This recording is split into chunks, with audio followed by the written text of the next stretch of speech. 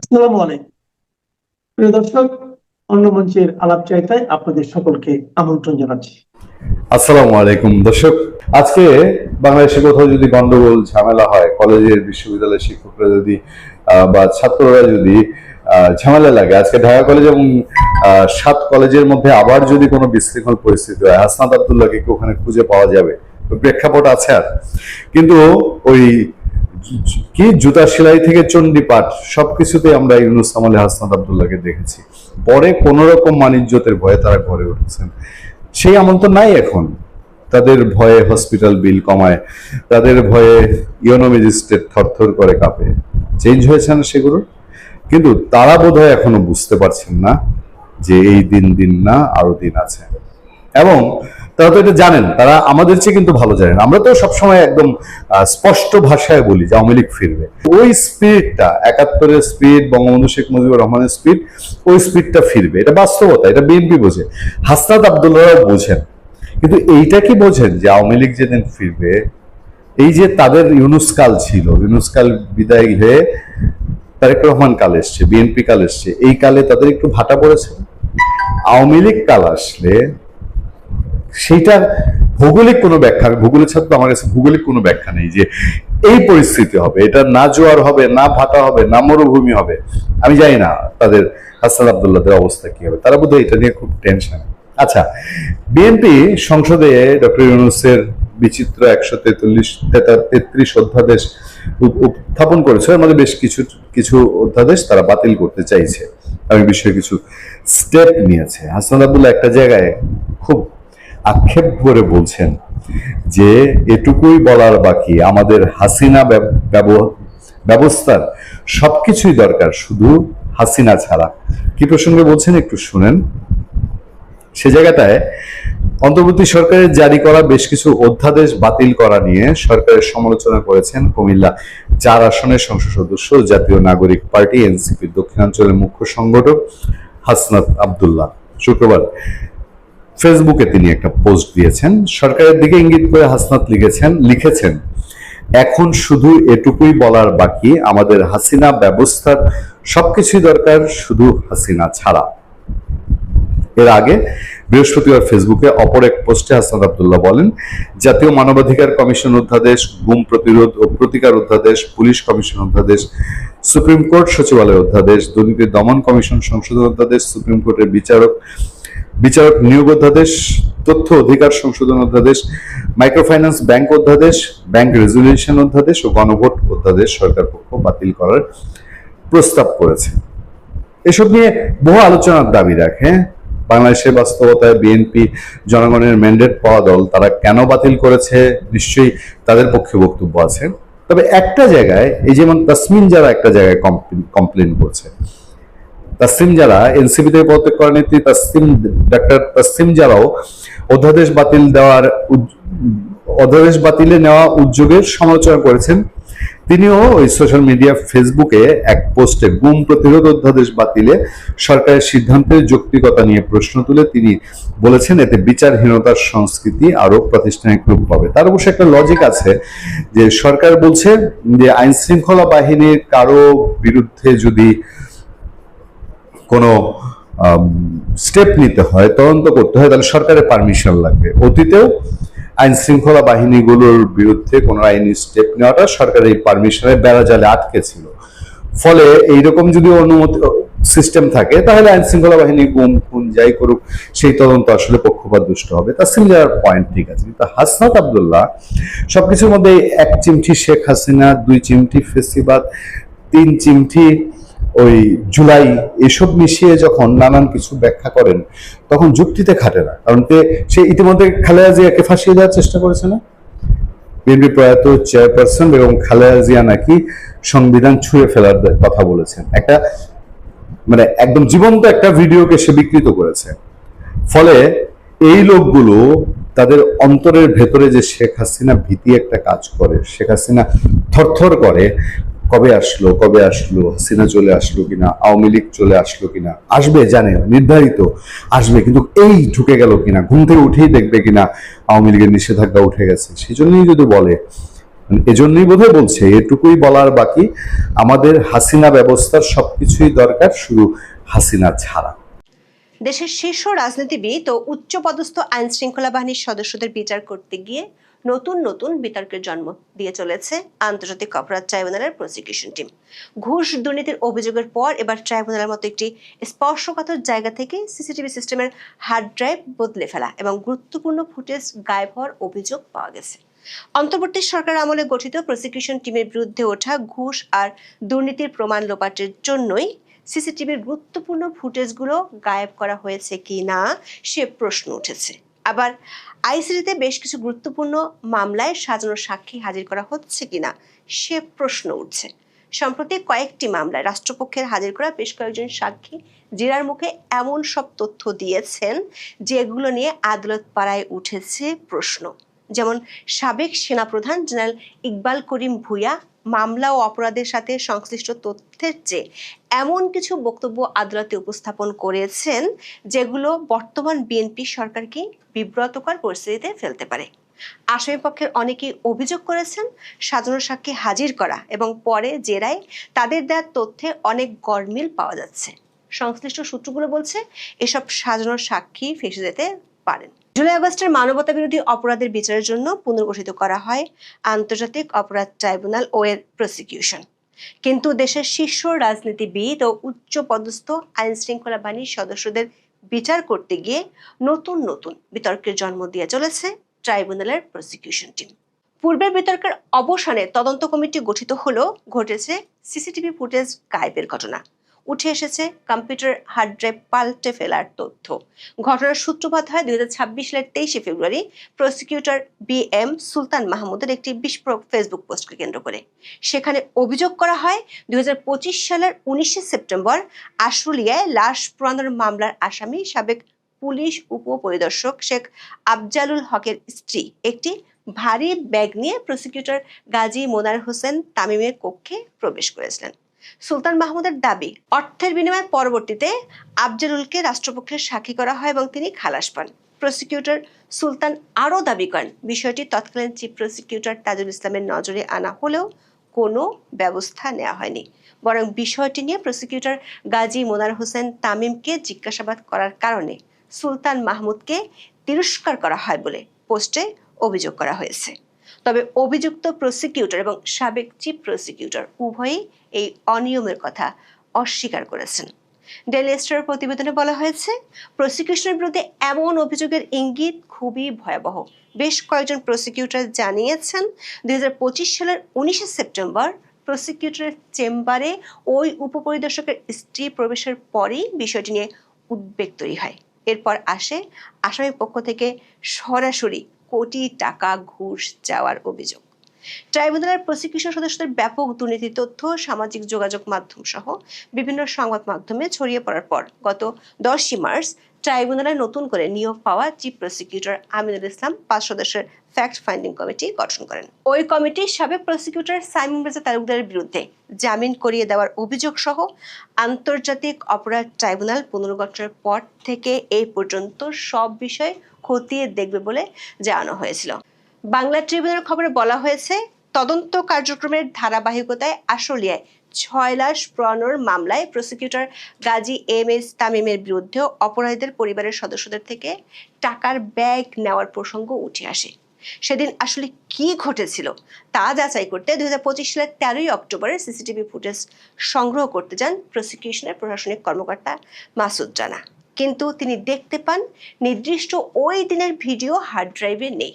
Daily স্টারের খবরে বলা হয়েছে, আসলে 6 মরদেহ পোড়ানোর মামলার আসামি আফজালুলের স্ত্রী টাকার ব্যাগ নিয়ে তামিমের রুমে ঢুকেছিলেন। সুলতানের ওই অভিযোগের পক্ষে গুরুত্বপূর্ণ প্রমাণ পাওয়া এখন কমিটির জন্য চ্যালেঞ্জিং হতে পারে, কারণ কয়েক সপ্তাহ পরেই ট্রাইব্যুনালের একটি হার্ড ড্রাইভ বদলে ফেলা হয়েছে যেখানে ঘটনার দিনের তামিমের অফিসের বাইরের সিসিটিভি ফুটেজ থাকার কথা ছিল। চিফ প্রসিকিউটর আমিনুল ইসলাম তদন্ত কর্মকর্তা জোহাকে সংশ্লিষ্ট ফুটেজ উদ্ধারের নির্দেশ দেওয়ার পর বিষয়টি সামনে আসে। দৈনিক নয়া দিগন্তের প্রতিবেদনে বলা হয়েছে, বিতর্কিত ওই সিসিটিভি ফুটেজের বিষয়ে প্রসিকিউটর ও computer forensic investigator Tanvir Hasan Zoha জানান, সিসিটিভি সিস্টেম লকার পরীক্ষা করে দেখা গেছে গুরুত্বপূর্ণ কিছু হার্ড ড্রাইভ প্রতিস্থাপন করা হয়েছে। রেজিস্টার রেকর্ড অনুযায়ী চতুর্থ নেটওয়ার্ক ভিডিও রেকর্ডারের হার্ড ড্রাইভটি নষ্ট বা হ্যাকড হওয়ার অজুহাতে 2025 সালের 13 অক্টোবর অফিসিয়াল নির্দেশে পরিবর্তন করা হয়। তবে বেশ কয়েকজন প্রসিকিউটর প্রশ্ন তুলেছেন, হ্যাকিংয়ের সন্দেহ থাকা সত্ত্বেও কেন ড্রাইভটি ফরেনসিক পরীক্ষার জন্য সংরক্ষণ না করে বা থানায় জিডি না করে দ্রুত প্রতিস্থাপন করা হলো। সরবরাহকারী প্রতিষ্ঠান বারণ জানিয়েছে তারা ওয়ারেন্টির অধীনে নতুন ড্রাইভ লাগিয়ে দিয়েছে, যার ফলে পুরনো ফুটেজ উদ্ধারের সুযোগ প্রায় বন্ধ হয়ে গেছে। ট্রাইব্যুনালের সহকারী উপপরিদর্শক বা এএসআই মোহাম্মদ নাসির উদ্দিন ডেইলি স্টারকে জানিয়েছেন তিনি তাৎক্ষণিকভাবে সরবরাহকারী প্রতিষ্ঠানের সঙ্গে সম্পৃক্ত বরুণ নামে একজনের সঙ্গে যোগাযোগ করেন এবং পরদিন গণপূর্ত বিভাগের কর্মীদের উপস্থিতিতে নতুন হার্ড ড্রাইভটি বসানো হয়। অবশ্য প্রসিকিউটর গাজী তামিম এই অভিযোগগুলোকে অনভিপ্রেত বলে মন্তব্য করেছেন। তিনি দাবি করেছেন ট্রাইব্যুনাল কর্তৃপক্ষের মতে কোনো ফুটেজ গায়েব হয়নি। তার মতে গত 10ই মার্চ গঠিত ফ্যাক্ট ফাইন্ডিং কমিটি এখনো সিসিটিভি ফুটেজ নিয়ে আনুষ্ঠানিক কাজ শুরু করেনি এবং জোহাকে এ বিষয়ে কোনো দায়িত্ব দেওয়া হয়নি। সিসিটিভির ফুটেজ গায়েব হওয়া নিয়ে এই পাল্টাপাল্টি বক্তব্যের ফলে পুনর্গঠিত প্রসিকিউশন টিমের অভ্যন্তরীণ স্বচ্ছতা ও শৃঙ্খলা নিয়ে ব্যাপক বিতর্কের সৃষ্টি হয়েছে।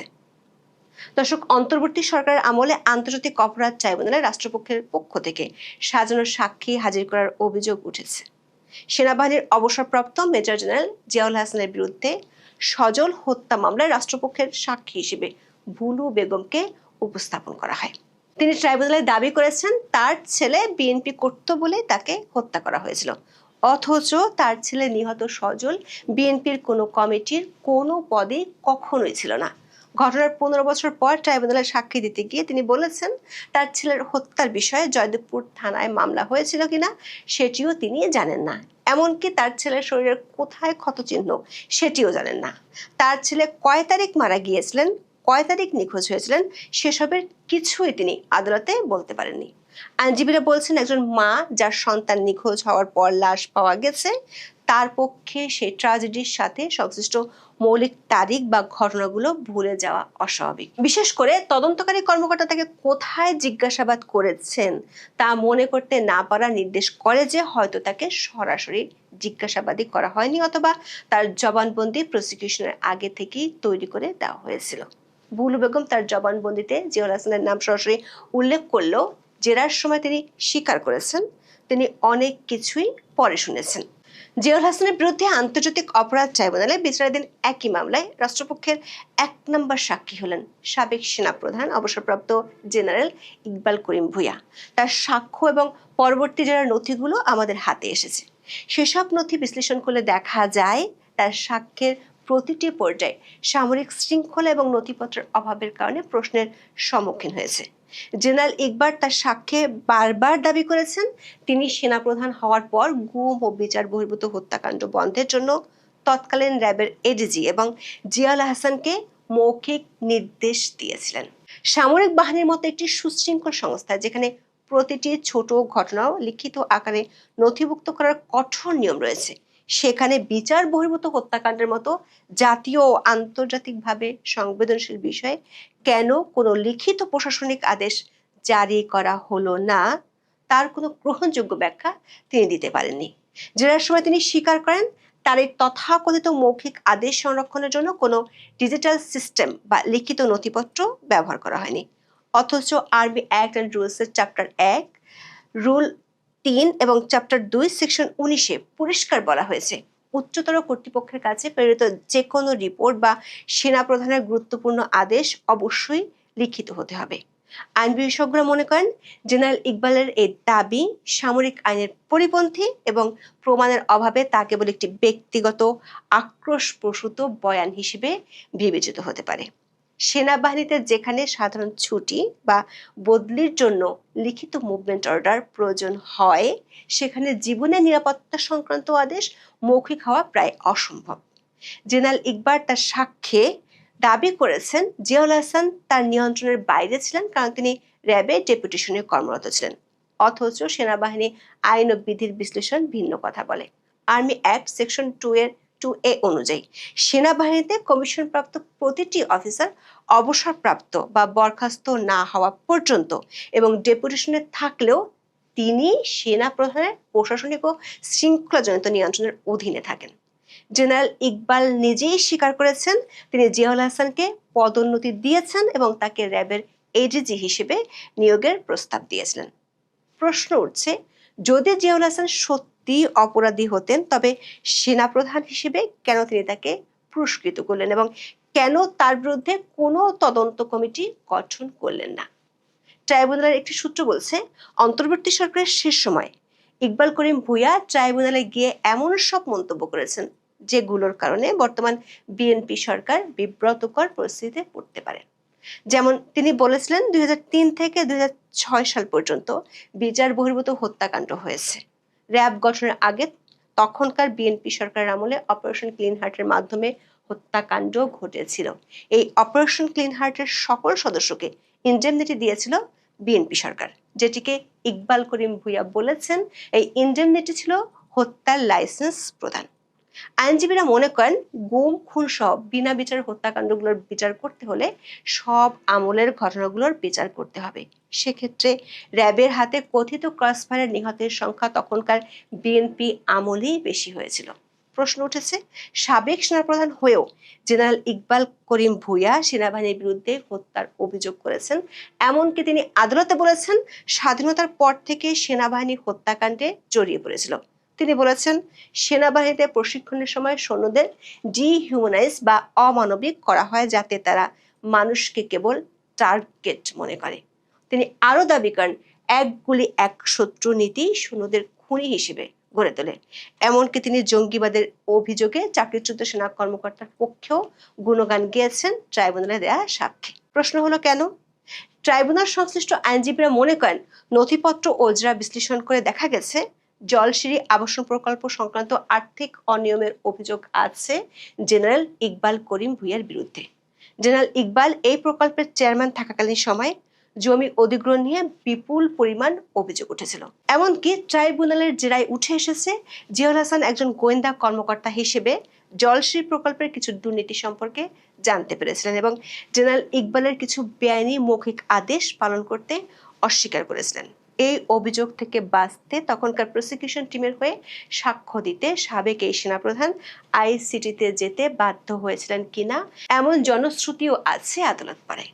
আবার বাংলাদেশের সাবেক প্রধানমন্ত্রী খালেদা জিয়ার মনির রোডের বাসা থেকে উচ্ছেদের ক্ষেত্রেও জেনারেল ইকবাল করিম ভূঁইয়ার হাত ছিল, এমনটাও শোনা যায়। কে কি বলেছে সেই প্রসঙ্গে না যাই, এটা নিয়ে আজকে সারাদিনই পর্যালোচনা, আজকে মানে আজকে দুদিন ধরেই পর্যালোচনা বলতে হবে ডক্টর ইউনূসের কে নিয়ে তারা যে রিপোর্টটা করলো। কিন্তু আপনি যদি খেয়াল করেন এটা কিন্তু নতুন কিছু না। তারা যে পয়েন্টগুলো এখানে তুলে এনেছে সেগুলো কিন্তু দীর্ঘদিন থেকে ইউনূস যখন ক্ষমতায় ছিল তখনও কিন্তু এগুলা আলোচনা হয়েছে। আমি করেছি, আপনি করেছেন, অনেকেই করেছে, আমার আজিজ ভাই করেছে। আমার মনে হয় যে এটা ব্যাপক আলোচিত। কিন্তু কালের কণ্ঠ যে কাজটা করেছে সেটা একটা কম্পাইল করে এনেছে।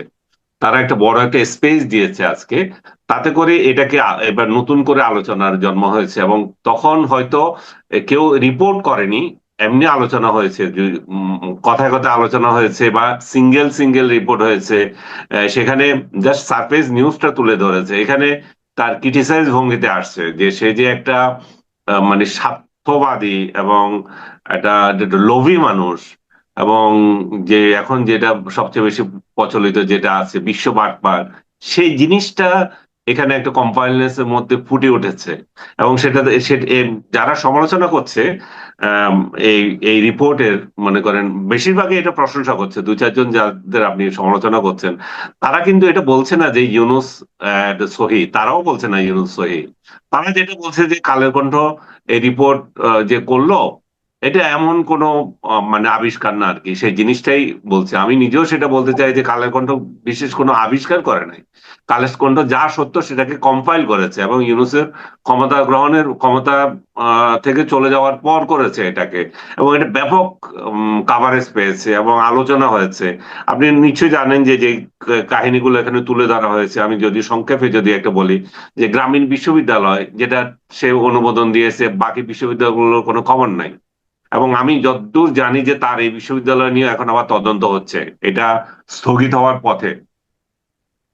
এবং আরেকটা জিনিস হচ্ছে, গ্রামীণের 2 প্রতিষ্ঠানকে উনি ই ওয়ালেট দিয়েছেন এবং একটা রিক্রুটিং এজেন্সির লাইসেন্স দিয়েছেন, এবং শপথের আগে এবং শ্রম আইনে দণ্ডপ্রাপ্ত মামলাগুলো খালাস করেছেন, এবং 7টা মামলা খালাস করেছেন। কত বড় বেহায়া বাটপার, চিন্তা করে দেখেন। নিজে ক্ষমতায় গিয়ে নিজে 7টা মামলা ইয়ে করে দিয়েছে, আর মানুষকে দিনের পর দিন মামলা দিয়ে যাচ্ছে। গ্রামীণ ব্যাংকের 5 বছরের জন্য আয়কর অব্যাহতি দিয়ে 1,000 কোটি টাকা এখানে লস করেছেন। তারা বলছে যে প্রতি বছরে 2,000 কোটি টাকা তারা 200 কোটি টাকা তারা কর দিত, এখন সেটা 5 বছর যদি চিন্তা করা হয়, সরকার 1,000 কোটি টাকা এখানে লসের সম্মুখীন হবে। এবং গ্রামীণ কল্যাণ ট্রাস্ট যেটা 1,043 কোটি টাকা আপনার কর ছিল, সেটাকে দেন দরবার করে সে মানে 6,666 কোটি টাকা বানিয়েছিল, সেটাও আবার ক্ষমতায় বসে ওইটাকে মাফ করে দিয়েছে। মানে কি বলবেন, এগুলা বেহায়া, বেহায়ার থেকেও বেহায়া। এর মতো বেহায়া আর কেউ বাংলাদেশে কখনো ক্ষমতায় এসছে এটা কেউ দেখে নাই। তো এত কিছুর পরে যখন এই রিপোর্ট গুলো একসঙ্গে কম্পাইল করে দিচ্ছে, সেই জন্য আলোচনা হয়েছে। এবং ইয়ে তো স্বাধীন মালিকের একটা কমেন্ট দেখলাম, উনি সংবিধানের ইয়ে দিয়ে কোটেশন দিয়ে বলছে যে ক্ষমতায় থাকাকালে যে এই ধরনের যে ছাত্র সংশ্লিষ্ট জিনিসগুলো করে, সেটা যে কিভাবে এটা অন্যায় হয়, এবং এটা এই জন্য তার সাজা হওয়া উচিত। এবং আমার মনে হয় আজকে আজকে না হয় সাজা হবে না, সে যদি বেঁচে থাকে, এই সরকার পরিবর্তনের পরে যদি অন্য কোনো সরকার আসে, একদিন না একদিন তার বিচার হবে। 111-এর বিচার কি হবে কেউ আমরা চিন্তা করেছিলাম? এখন হচ্ছে না, কত বছর পরের ঘটনা। Right. ইউনূসও সেরকম ভাবে এই বিচারের সম্মুখীন হতেই হবে। জি, আসলে এটাই আমরাও এটা দেখেছি যে মানে আসলে সময়টা ইম্পর্টেন্ট, কিন্তু ঘটনার বিচার হবেই। যদি কেউ ভাবে যে আমি করলাম, আমি পার পেয়ে গেলাম, এটা আসলে কেউ পার পায় না। অনেকে ভাবে হয়তো এই সময় আর কোন শেষ নেই, এরা আমাকে সাপোর্ট দিচ্ছে, কিন্তু বাস্তবতা অনেক কঠিন, আমরা তো এটা দেখছি। তাকে তো আপনি খেয়াল করে দেন, তাকে কিন্তু সাংবাদিকরা এই ব্যাপারে কোশ্চেন করারই সুযোগ পায় নাই। জীবনে সে সাংবাদিক সম্মেলনেই যায় নাই। বাংলাদেশের ইতিহাসে এটা নাই যে কোনো সরকার প্রধান ক্ষমতায় বসে সাংবাদিকদের মুখোমুখি হন নাই। এই বাটপার শুধুমাত্র কোনো সাংবাদিকদের মুখোমুখি হন নাই, কোনো সংবাদ সম্মেলনে যান নাই। ছাপোষা 2-1টা মিডিয়াকে ইন্টারভিউ দিয়েছে, আবর্জনা ছিল ওগুলো, ওগুলো কোনো পড়ার যোগ্য ছিল না। নুরুল কবির ভাইয়ের ইন্টারভিউটা তবু পড়তে পেরেছিলাম, বাকিগুলো তো আবর্জনায় ভরা ছিল। তো এরকম একটা পরিস্থিতি সে কেন মুখোমুখি হয় না? কারণ এগুলো কোশ্চেন উঠতে পারতো। এরশাদের মতো ক্ষমতাবান ব্যক্তি, জেনারেল একজন, তাকেও কিন্তু কোশ্চেন করা গিয়েছে। এই যে প্রেসিডেন্ট সাহেব, আপনার কবিতা কেন প্রথম পাতায় ছাপা হয়, কোন যোগ্যতায় কটা হয়েছিল? সেই জন্য সাংবাদিক মানে ইয়ে হয়েছিল, মানে ওটা কি বলে, বদলির সম্মুখীন হয়েছিল, এক জায়গা থেকে আরেক জায়গায় দিয়েছিল, চাকরি খাওয়ার অবস্থা হয়েছিল। এই বাটপার তো সাংবাদিকদের মুখোমুখি হয় নাই, এক ডাস্টবিনকে দিয়ে দিয়েছিল সাংবাদিকদের মুখোমুখি হওয়ার জন্য, আর কাউকে না। সে নিজে মুখোমুখি হতে পারে নাই। আচ্ছা, একটা কথা অনেকে বলে, আপনি যদি একটু ছোট করে বলেন, যে ইউনূসের সমালোচনা, ইউনূস সরকারের সমালোচনা, তাদের কাজের সমালোচনা বিভিন্ন সময় ক্ষমতা থাকলেন আমরা অনেকেই করেছি, আপনিও করেছেন, আমিও করেছি, কিন্তু আপনি জেল থেকে বের হওয়ার পর আপনার সমালোচনা যেন একটু বেশি তীব্র হয়ে গেছে ওনার ব্যাপারে। এটা কি আপনি আমি ব্যক্তিগতভাবে জানি না আক্রান্ত আপনারা হয়েছেন এই জন্য? আমি জেলে থাকতে আপনারা 3 মাস কোনো সমালোচনা করেন নাই বোধহয়, চুপ করেছিলেন। এই জন্য আমি বের হওয়ার পর আবার মনে হচ্ছে যে আমি বেশি করছি। আর কিন্তু আপনি যদি ধারাবাহিক ভাবে দেখেন, সেটা আগেও যা করেছি এখনো তা করছি। তখনও প্রশ্ন তুলেছি যে তুমি যে বাড়িটা ভেঙেছো, বঙ্গবন্ধুর বাড়ি, সে বাড়ির প্রেক্ষিতে আরেকটা বাড়ি, তোমার বাড়িও ভাঙা হবে। তুমি যে প্রধানমন্ত্রীর কার্যালয়টাকে বানিয়ে একটা জাদুঘর বানিয়েছো, এখন প্রধানমন্ত্রীর কার্যালয় কোথা থেকে পাবে? হয়তো কোনো একবার কোনো এক সরকার আসে, যদি প্রথম যদি কেউ কোনোটা উইথড্র করে, তাহলে সেই জাদুঘরকে ইয়ে করবে। সেই জাদুঘর তো এখনো চালুই হয়নি। যাই হোক, এগুলো হচ্ছে আপেক্ষিক ভাবে মনে হচ্ছে আপনার, বা অন্যেরও মনে হতে পারে যে সমালোচনা করছে। সমালোচনা করবো না কেন? সমালোচনা করার তো অধিকার দিয়ে গেছিল, সমালোচনা করার কারণে জেলে নিয়ে গেছে। এখন তো তার ক্ষমতাও নাই, এখন তাকে কেন প্রশ্ন করতে পারবো না? আবার যদি আমি যদি এমন সব সমালোচনা করছি যেটা মিথ্যা, তাহলে আইনের আশ্রয় নিতে পারে, সে জন্য তো তার সুযোগ রয়ে গেছে। আচ্ছা, ইউনুস সরকার চলে গেছে, চলে যাওয়ার পর আমরা একটা সংসদ পেয়েছি।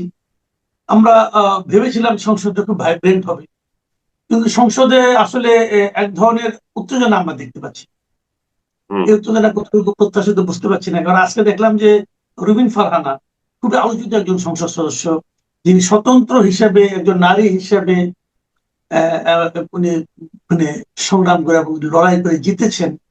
তিনি আজকে অত্যন্ত যে কথাটা বললেন আমার কাছে অত্যন্ত করুণী মনে হয়েছে। উনি বললেন যে ওনাদের একজন সহকর্মী, একজন সংসদ সদস্য জামাত ইসলামের, তিনি নারী সংসদ সদস্যদের নিয়ে ওয়াজে বেশ কুৎসিত কথাবার্তা বলেছেন এবং উনি এই জন্য স্পিকারের কাছে বিচার চাইছেন। তো এই বিচার কি স্পিকার তো করবে, নিশ্চয়ই জনগণেরও তো নিশ্চয়ই ব্যাপার আছে, একটা ব্যাপার। এটা না, এটাকে আপনি জনগণ তো জনগণ তো ছি ছি এই করছে। আমি আমি নিজে ওই ভিডিওটা দেখেছি। এত নোংরা, এত কদর্য। এবং শুধু যে উনি নারীদেরকে বলছেন তা তো না, তার পাশে পাশে বসা সংসদ সদস্যদের নিয়ে, পুরুষ সদস্যদের নিয়েও বলছে। এত নোংরা ভাষায় আমি মনে হয় কোনো সংসদ সদস্যকে দেখিনি এভাবে তার সহকর্মীদের নিয়ে কথা বলে। আরেকজন সংসদ সদস্য আজকে দেখলাম, উনিও, ওনার নাম কি জানি, হামজা জাতীয় কোনো একটা, এইটা তো আমির হামজা। হানজালা হানজালা আরেকটা, হ্যাঁ, হানজালা হানজালা, হানজালা, রাইট। ওই ভদ্রলোক বললেন যে তাকে জঙ্গি বলছে। দেখেন, উনাকে জঙ্গি বলছে, এটাও এটাও কিন্তু উচিত হয় নাই, কিন্তু সেটা আবার জনগণ বলছে, সেটা তো তার কোনো সংসদ সদস্য বলে নাই। তো উনি যাচ্ছিলেন, লোকজন বলছে যে এই তো জঙ্গি যায়। তো এটা উচিত হয় নাই যে বলে, যেই বলুক, কিন্তু সে তো জনগণ, জনপ্রতিনিধি তো কোনো বলে নাই যে আপনাকে। জনগণ রাস্তায় বেরোলে আপনাকে অনেকে অনেক কথা বলতেই পারে। আপনি সেরকম যদি, আপনার গেট আপ যদি সেরকম হয়ে থাকে। যাই হোক, আমরা গেট আপ নিয়ে কথা না বলি, মানুষের মানে চেহারা সুরত নিয়ে কথা না বলি, যেটা আমির হামজা করেছে। কিন্তু বাস্তবতা হচ্ছে যে যেই আহ, যে এমপিরা এগুলো কথা বলছেন, যে যে ব্যক্তিটা যে ইয়েতে হানজালা যেটা বললেন যে আমাকে এটা বলেছে, কিন্তু ওই সংসদেই তো আরেকজন সংসদ সদস্যকে বলা হয়েছে মুরতাদ। এটা নিয়ে এই হানজালা সাহেব কিছু বলছেন কিনা সে তো বলেন নাই। তো যেখানে সংসদ সদস্য ইয়েতে বসে মানে একজন সংসদ সদস্যকে বলতেছে যে মুরতাদ, সেটা নিয়ে কথা বলেন না, দূরের থেকে কোন সদস্য, কোন জনগণের জন মানে কোন এক লোক কি বললো সেটাকে গুরুত্ব দিয়েছেন। আর রুমিন যেটা বলেছে, সেটা তো আমার মনে হয় যে ওনার বিচার পাওয়া উচিত। কারণ এত নোংরা ভাষায় একজন নারীদেরকে নিয়ে কথা বলা, এবং এই এই আমির হামজা সাহেব দীর্ঘদিন থেকে সোশ্যাল মিডিয়ায় একেবারে নর্দমায় পরিণত করেছেন, যে সমস্ত কথাবার্তা বলেন ওয়াজে বসে বসে, তাও আবার। আমার মনে হয় যে জামাত যদি বড় ধরনের কোনো ভুল করে থাকে, এই লোককে সংসদ সদস্য বানিয়ে পার্লামেন্টে পাঠানো। কারণ জামাতের অন্য নেতা কর্মীদের আমি কখনো দেখি নাই যে এরকম অশ্লীল ভাষায় কোনো কথা বলছে কেউ। জামাতের নেতাদের একটা স্ট্যান্ডার্ড আছে, এই এত এত বিলো স্ট্যান্ডার্ড এটা। আমাদের এখানে এই মুহূর্তে জ্বালানি সংকট নিয়ে খুব আলোচনা হচ্ছে। সরকার একদিকে বলছে পর্যাপ্ত জ্বালানি তেল মজুদ আছে, আতঙ্কিত হওয়ার কিছু নাই, কিন্তু তাতে মানুষের আতঙ্ক খুব একটা কমছে বলে মনে হয় না। আবার অনেকে মজুদ করেছে, সে মজুদদারদেরকে ধরা হচ্ছে, নানা রকম হচ্ছে, এবং এইগুলিকে মোকাবেলার জন্য সরকার নানা ধরনের পদক্ষেপ নিচ্ছে। এই পদক্ষেপের মধ্যে একটা পদক্ষেপের প্রস্তাব শোনা যাচ্ছে, সেটা হলো যে স্কুলগুলোকে 3 দিন অনলাইনে করবে আর 3 দিন ক্লাস করবে। এটা নিয়েও নানা রকম আপত্তি অনেক তুলেছেন। আমি একটা আজকে সোশ্যাল মিডিয়া, আপনি চোখে পড়েছে কিনা যাই না, একটা ছোট একটা স্টুডেন্ট সেই সংক্রান্ত একটা আপনার বক্তব্য দিলেন, যে আপনি সেটা দেখেছেন। আমি দেখেছি যে বিলিয়ন, সে একটা জি বিলিয়ন জি ছেলে। তাহলে প্রশ্ন এটা করলো, নিয়ে আপনার একটা রিয়েকশন আপনি বলেন, বাচ্চা যে কথা না, বললেন। সে তো খুব একটা বাস্তব কথা বলেছে। আমরা ক্লাসে থাকলে 5টা পাখা জ্বলতো, এখন আমরা 60 জন ছাত্র আছি, 60 জনের বাসায় বাসায় কয়টা লাইট জ্বলতেছে আর ফ্যান জ্বলতেছে, তাহলে চিন্তা করেন। এই জিনিসটা আমাদের মাথায় আসেনি, কারণ তাদের মাথায় কি আসবে? তারা ব্যাংককে যাচ্ছে ইংরেজি শিখতে। তো ব্যাংককে যারা ইংরেজি শিখতে পাঠায়, তাদের কাছ থেকে আপনি কতটা আশা করবেন? তবে জ্বালানি তেলের ব্যাপারে আমাদের আসলে সাশ্রয়ী হতে হবে, এবং যে প্যানিকটা উঠে গেছে সেটা বন্ধ করতে হবে, এবং সরকার যে সমস্ত লোকজন এগুলো মজুদ করছে এগুলোকে কঠোর একটা সাজা দিতে হবে। এটা একদম মানে এমন সাজা যেটা মানে জিন্দেগিভর মনে রাখে, এরকম সাজা দিতে হবে। এবং মানুষের মধ্যে এক ধরনের অস্থিরতা আছে। আমি আমার নিজের ড্রাইভারকে দেখলাম, ওই দিন আমি আসতেছি, বলে যে একটা একটা দীর্ঘ লাইন দেখলাম আমি, সে মহাখালী থেকে শুরু করে একেবারে প্রাইম মিনিস্টার অফিসের কাছাকাছি পর্যন্ত লাইন। সে ওইখানে এসে বলতেছে যে আমরা আমরা কি কিছু নিয়ে যাব, যে তেল নিয়ে যাব। আমি বললাম যে কি কারণে তেল নেবে, তোমার পুরো অর্ধেক তেল আছে এখনো, বুঝছেন, টাঙ্কিতে। কিন্তু এই যে তার মাথার মধ্যে এটা ঢুকে গেছে, আমি পাবো কিনা, আমি পাবো কিনা। এইটা আমাদের লোকগুলোর এইটা একটা রোগ হয়েছে ভাই, তেল শেষ হোক তারপরে কিনেন। এখন এই জি, এই যে হাঙ্গামা নিজেরা নিজেরা তৈরি করছে, এইসব কারণেই তো মানুষ অস্থির হয়। এবং জ্বালানি তেলের এই সংকট দেখা দিয়েছে। জ্বালানি তেল থেকেও সবচেয়ে বড় বিষয়টা তো আজকে দেখলাম আমি, এলপিজি নাকি ওটাকে কি বলে, যেটা বাসা বাড়িতে যেটা গ্যাস ইউজ করে, জি, সেটার দাম বাড়িয়ে দিয়েছে, এবং হিউজ দাম সিলিন্ডার বাড়িয়ে দিয়েছে। হ্যাঁ, অনেক। সেটা হিউজ দাম বাড়িয়ে দিচ্ছে। সরকারের সরকারের এইসব বিষয় নিয়ে আমরা, আবার সরকারের এই সমস্ত কার্যক্রম নিয়ে আমরা আশা করি যে বিরোধী দল সংসদে কথা বলবে, কিন্তু না, বিরোধী দলের সংসদে এগুলো নিয়ে কোনো কথা বলছে আমি শুনি নাই। বিরোধী দল হাম টিকা নিয়ে যে এখন এটা মাঠের হাঙ্গামা হচ্ছে, যে শিশুরা মারা যাচ্ছে, সেই নিয়ে কোনো কথা বলে না। কারণ এগুলো নিয়ে কথা বললে আবার ইউনূসের বিপক্ষে চলে যাবে হয়তো, এই জন্য এখন এরা আসল কাজে না গিয়ে নকল কাজ নিয়ে ব্যস্ত হচ্ছে, এবং এটা পার্লামেন্ট থেকে বের হয়ে এখন রাজপথেও যাবে। আগামীকাল তারা রাজপথে নামবেও বলছে। আমি জানি না কত লোকের সাড়া তারা কিন্তু এগুলো যে একটা ফেক আন্দোলন এবং একটা ফেক মানে দেওয়া, সুড়সুড়ি দেওয়ার চেষ্টা। এবং আপনি দেখেন যে আওয়ামী লীগ ছাড়া যে সংসদ গঠিত হয়েছে, সবার একটা ধারণা ছিল যে এইটা হবে এ টিম আর বি টিম, এটা এক ধরনের ভাই ভাই এটা সংসদ হবে। এখন ভাই ভাই সংসদকে একটা প্রাণবন্ত করার জন্য, দেশকে বুঝানোর জন্য হইতে পারে, এটা একটা গেম হইতে পারে, যে দেশকে বোঝানোর জন্য আমাদের কত বিরোধ দেখো আমরা, কিন্তু বিরোধ কি নিয়ে সেটাই আমি বুঝলাম না।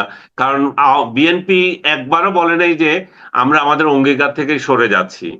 ওনারা জি, বলেছেন যে আমরা যা অঙ্গীকার করেছি, জুলাই সনদ যা করেছি সেটাই পূর্ণাঙ্গ বাস্তবায়ন করব। জুলাই সনদের সবচেয়ে জরুরি যে বিষয়টা ছিল, যে হত্যাকাণ্ডের গুলো ইন্ডেমনিটি দিয়ে দিয়েছে, যারা হত্যা করেছে তাদেরকে বাঁচিয়ে দিয়েছে, এবং কিছু হত্যা করেছে হত্যাকারীদের জেলে আছে, পালিয়ে আছে, আর ভুয়া ভুয়া মামলা করে শত শত লোককে জেলে দিয়ে রাখছে, আর ইন্ডেমনিটি দিয়ে দিয়েছে। খুব ভালো, আপনি আচ্ছা। এই ইন্ডেমনিটি দিয়েছেন, এই যে সেটা আপনি নিয়ে তো ভুয়া মাথা ভুয়া ব্যথা নাই। মামলার কথা বললেন, আপনি আমাকে এই কথা হ্যাঁ। বলি, যেহেতু ভুয়া ভুয়া মামলার কথা উঠলোই, তাহলে আমি আরো কিছু বলি যে আমাদের এখানে দেখেন অনেক সাংবাদিককে কিন্তু নানা হুম। ধরনের অজুহাতে অথবা ধর্ম অপরাধে মামলা দিয়ে ঢুকে রাখছে। তাদেরকে জামিন হচ্ছে না, তাদের কোনো বিচার কার্য শুরুও হচ্ছে না।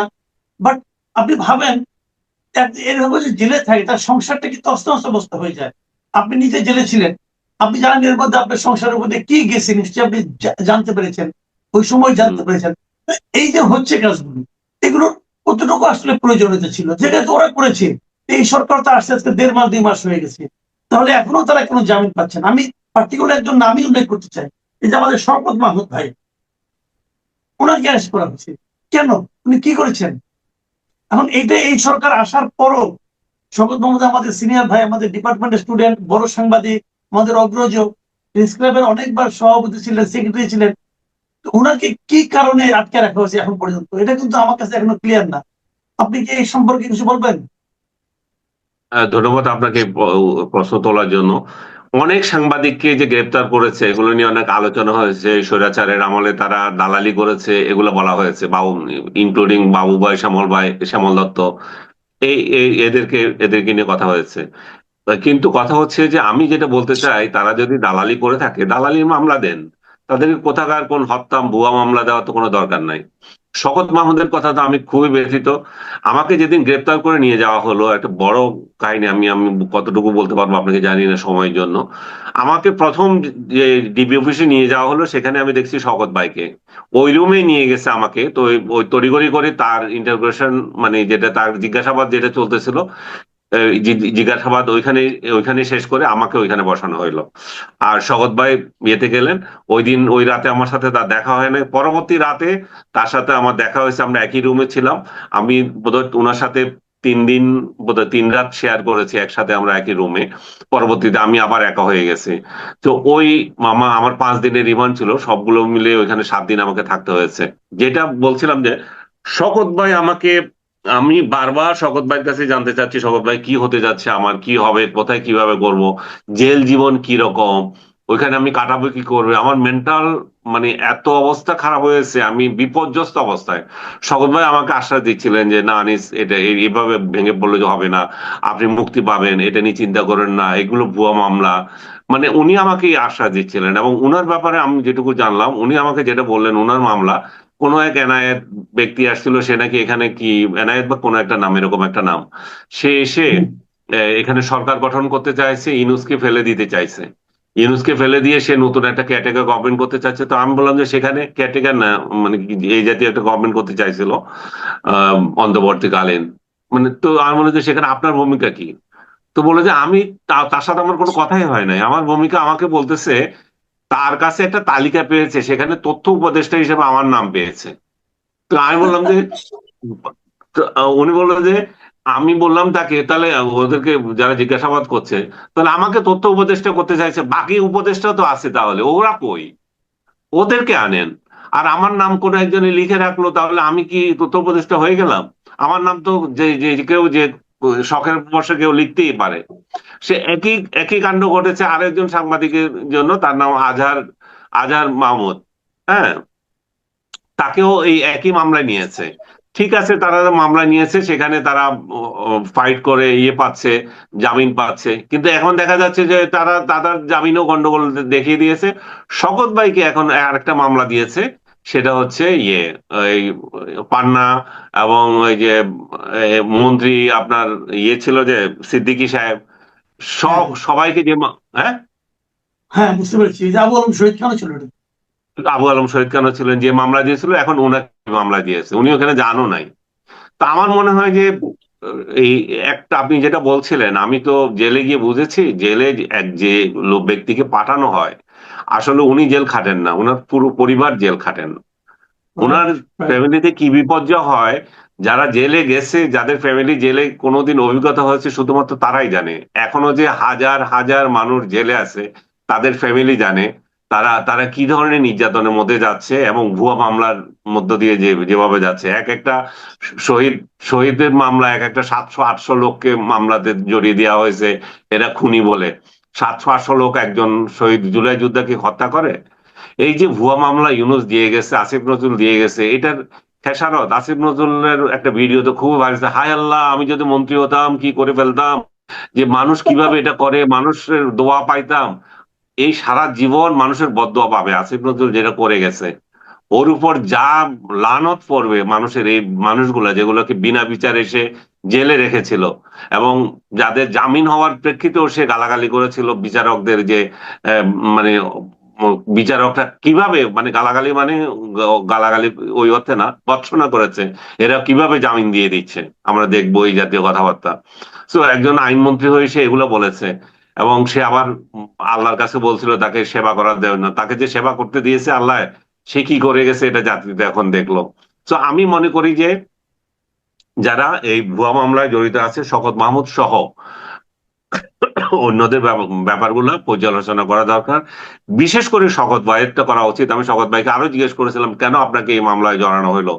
শওকত ভাই আমাকে যেটা বললেন, সেটা জাতীয়তাবাদী সাংবাদিকদের সঙ্গে ওনার বিরোধ চলছিল, প্রেস ক্লাব ইলেকশন নিয়ে বিরোধ চলছিল, এবং প্রেস ক্লাবে ওনার একটা বিশেষ ভূমিকা থাকে সবসময় নির্বাচনে, কারণ উনি প্রেস ক্লাবের একাধিক সময় প্রেসিডেন্ট এবং সেক্রেটারি ছিলেন।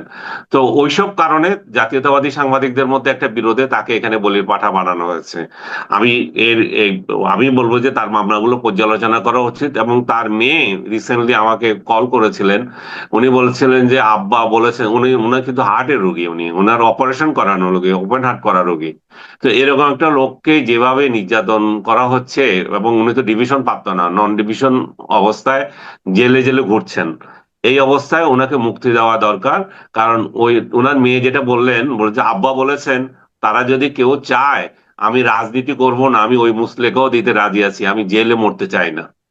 আমি আর কি বলবো, এর থেকে করুণ কাহিনী আমার মনে হয় নাই। শওকত ভাই, আপনি বলছিলেন আমাদের জার্নালিজম ডিপার্টমেন্টের, আপনার আমার দুজনেরই জার্নালিজম ডিপার্টমেন্টের বড় ভাই, উনি রাজনীতি করেছেন, উনার রাজনীতিকে আমি কোনোদিনও সাপোর্ট করি না। উনি উনার মতে ছিলেন, আমি কারো রাজনীতি সাপোর্ট করি না, সাংবাদিকদের রাজনীতিতে আমি বিশ্বাসী না, আপনি জানেন সেটা। তো উনি ওনার রাজনীতি করেছেন, উনার খেয়াল। এখন যদি উনি বলেন যে না আমি আর রাজনীতি করব না, এখন উনি এই আবেদনের পরে তো আমার মনে হয় না যে তার প্রতি নির্দয় হওয়া উচিত কারণ। তাছাড়া যে সরকার তাকে যে কারণে নিয়েছিল, সেই কারণ এবং সেই সরকার কোনটাই তো নাই। কাজে এই সরকারের আমার মনে হয় এই সরকারের এখন প্রমাণ করার সময় এসেছে যে সাংবাদিকদের প্রতি তাদের কি ধরনের মনোভাব। আমি আলোচনা শেষ করব, যে শেষের আগে একটা প্রশ্ন করার আসলে কৌতূহল আমি দমন করতে পারছি না। আমি জানি না আপনি কি জবাব দেবেন। আমাদের একজন বিশিষ্ট টক শো তারকা ইদানিং হয়েছেন, আজকাল উঠে এসেছেন। তিনি একটা কথা বলেছেন একটা টক শোতে, যে ৭১-এ মানচিত্র ও পতাকা পেলেও স্বাধীনতা পাইনি, স্বাধীনতা পেয়েছি ২৪-এ।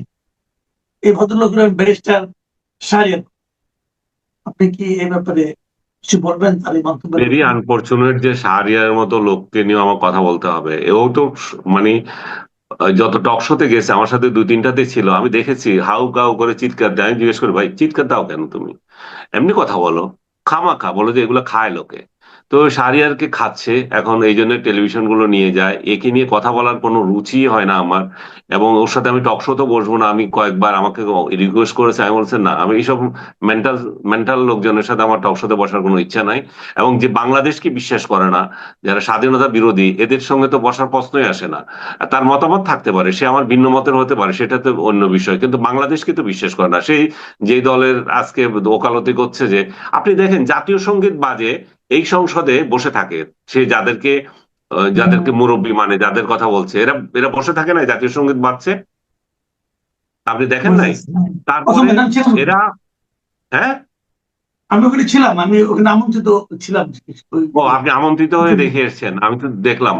এরা এরা এরা ভণ্ডামি করে শহীদ মিনারে যায়, স্মৃতিসৌধে যায়, তাদেরকে জিজ্ঞেস করে কেমন এসেছেন, এরা স্বীকার করে না যে শহীদদেরকে শ্রদ্ধা জানাতে এসেছি, বললো রীতি অনুযায়ী এসেছি। যে এদেরকে নিয়ে কি কথা বলবো? এরা তো প্রকাশ্য মানে স্বাধীনতা বিরোধী। এরা নিজেরা নিজেদের কার্যক্রমে বলছে, এরা জাতীয় সঙ্গীতে বিশ্বাস করে না, এরা সংবিধানে বিশ্বাস করে না, সংবিধান ছুড়ে ফেলে দিতে চায়, ৭২-এর সংবিধানে ওদের গা জ্বালা পড়া করে।